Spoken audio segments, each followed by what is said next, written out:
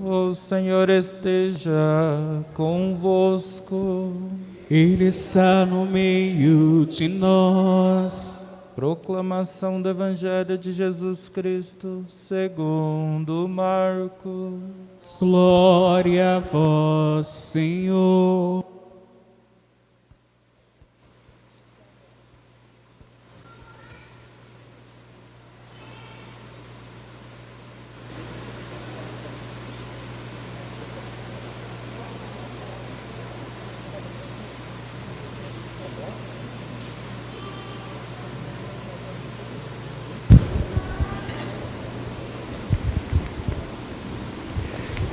Naquele tempo, os apóstolos reuniram-se com Jesus e contaram tudo o que haviam feito e ensinado.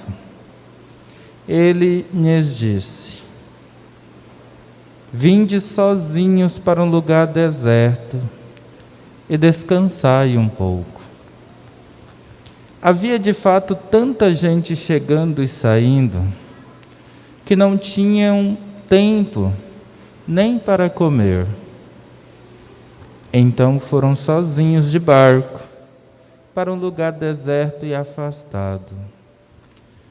Muitos os viram partir e reconheceram que eram eles. Saindo de todas as cidades, correram a pé e chegaram lá antes dele. Ao desembarcar, Jesus viu uma numerosa multidão e teve compaixão, porque eram como ovelhas sem pastor. Começou, pois, a ensinar-lhes muitas coisas. Palavra da salvação. Glória a vós, Senhor. Aleluia.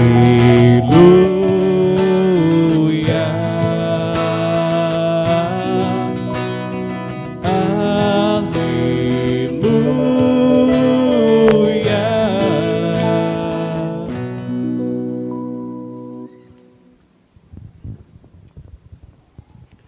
Louvado seja nosso Senhor Jesus Cristo. O Senhor é o pastor que me conduz, felicidade e todo bem hão de seguir-me. Caríssimos irmãos e irmãs, a liturgia desse 16º domingo do tempo comum vem nos chamar a atenção a esta figura, uma figura de linguagem, de Jesus como bom pastor, já mesmo tendo vivido o dia do bom pastor, que nós celebramos no 4º domingo da Páscoa. O Salmo também mostra essa realidade, mas tudo por causa daquela frase do qual Jesus vê a multidão e, ao vê-los, são como ovelhas sem pastor. Isso caracteriza o domingo do tempo comum também, por causa de uma frase bem simples, mas, por exemplo, na primeira leitura, o profeta Jeremias bate nas profecias sobre o pastor, quase que denuncia os maus pastores, mas também faz uma profecia, e aqui profecia no sentido de pensar num futuro pastor ideal, que é lógico, as profecias se cumprem em Jesus. Jesus é o pastor ideal, é o pastor que não tem pecado, tanto que o Evangelho deixa muito claro essa figura do pastor, não somente com as multidões, com as ovelhas, mas também com os apóstolos, que também eram vistos como ovelhas, mas que tomaram a missão de Cristo para eles. Jesus é esse ideal de pastor, o supremo pastor, o maior pastor, e é Ele que cuida das ovelhas, por nós, por todos, e precisamos verdadeiramente entregar o nosso coração de ovelhas, confiando nesse pastor, entregando o nosso coração a este pastor. E para isso, meus irmãos e minhas irmãs, é importante haver renúncia.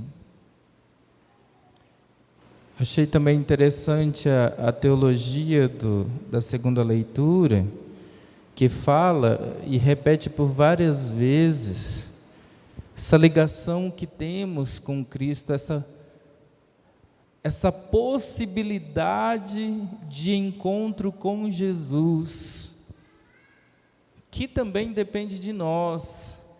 A segunda leitura, ela quer nos dar um chacoalhão, dizendo assim: olha, o padre aqui tentando resumir um pouquinho para vocês, mas abra os olhos, viva a proximidade com Cristo, estejam próximos, não se afastai por causa do pecado. E aí é lógico, a leitura é muito mais profunda, lógico. São Paulo vai falando, é pelo sangue de Cristo que Ele nos redimiu, é o sangue de Cristo que nos aproxima dEle, nos torna redimidos do pecado, e assim vai.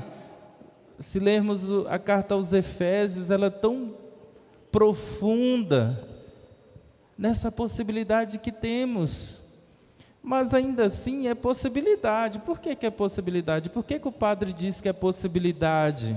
Porque também depende de nós. Eu penso que muitos de nós sabemos, até sabemos, quando nós ouvimos estas leituras, desperta em nosso coração uma vontade de querer estar próximo, mas também desperta uma dor. Por que uma dor? Porque nós temos tanta dificuldade de romper com o pecado, com os apegos, que vai nos arrastando para longe de Cristo. A gente, e a pregação é primeiro para nós, como pastores, como padres, a gente ouve, sabe, e isso vai nos alertando que temos também grande possibilidade de ir para o inferno, nos perder, as coisas do mundo vão nos arrastando, e quando nós percebemos e caímos em si, estamos longe. Nós vemos como, por exemplo, esforço, só para notarmos esse sentido de buscar, de ir atrás, o esforço dessa multidão de querer estar perto dos apóstolos e de Jesus. Vejamos, os apóstolos chegaram da missão, Jesus diz-lhe: vem para cá, vamos descansar. Jesus cuidando dos pastores, olha que interessante. E a multidão vai, procura e busca, muita gente passando. Jesus, vamos entrar na barca, vamos para um lugar deserto. Chegou no lugar deserto, chegaram primeiro, antes deles. Vocês perceberam essa multidão que vai buscando Jesus? De repente, podia até haver um outro certo interesse de cura, de pão, de alimento, mas estavam procurando, estavam buscando. Eu penso que, por isso, precisamos ouvir a palavra de Deus e ligar o sinal de alerta, de interesse mesmo, da nossa parte. Primeiro, o interesse de abandonar o pecado, o interesse de não querer se lambuzar na lama, o interesse mesmo de querer estar perto da água limpa, de tomar água limpa, de conversão, de mudança de vida. Como esta multidão, lógico, na multidão tem todos os tipos de pessoas, mas ainda hoje as pessoas que buscam o Senhor, as pessoas que buscam Jesus, pode haver outros interesses. Mas vejamos, quando nós viemos à igreja e ouvimos esta segunda leitura, temos essa certeza da salvação da nossa alma.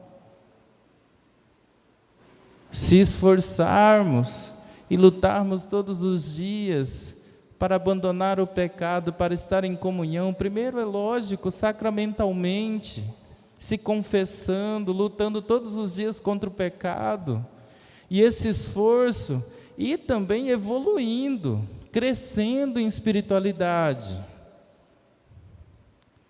De repente, quando menos perceber, nós estamos próximos dessa grande riqueza que é a graça de Deus.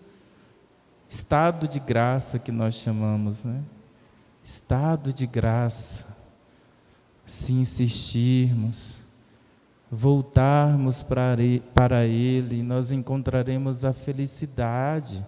É isso que nos disse o Salmo, tantas vezes repetido para nós. Felicidade e todo bem hão de seguir-me, porque o Senhor é o meu pastor. Felicidade e todo bem. Às vezes parece que a vida não mostra isso. Parece que quanto mais nos aproximamos de Jesus, quanto mais o nosso coração está em Deus, os ventos, as tempestades vão nos afastando e nos arrastando, somos perseguidos. E aí você vai pensando, será que vale a pena? Mas vale a pena, porque a nossa ambição, é até uma palavra forte, né? Nosso objetivo é o céu. Essas coisas do mundo passam, são efêmeras. Precisamos então cair a ficha e mergulhar nessa doçura do amor de Deus, mergulhar neste amor glorioso, neste amor maravilhoso de Cristo. É Ele quem nos reconcilia, quem nos atrai. E se estamos aqui hoje é porque queremos reconciliar o nosso coração para estar em comunhão com Cristo. Caríssimos irmãos e irmãs, façamos como esta multidão do Evangelho de hoje, não por outros interesses, que o Senhor também purifique os nossos interesses, mas que busquemos de coração sincero praticar os mandamentos, buscar ordenar a nossa vida, já aqui, já agora, já hoje. Nós não sabemos o dia de amanhã, uma doença, um acidente, não sabemos. Por que não nos preocuparmos hoje com a nossa alma, com a alma da nossa família, com a alma dos nossos amigos, e assim, desta forma, buscarmos todos juntos o caminho de Cristo. Só Ele nos levará para o céu, só Ele nos conduzirá aos pastos verdejantes, como nos diz o Salmo.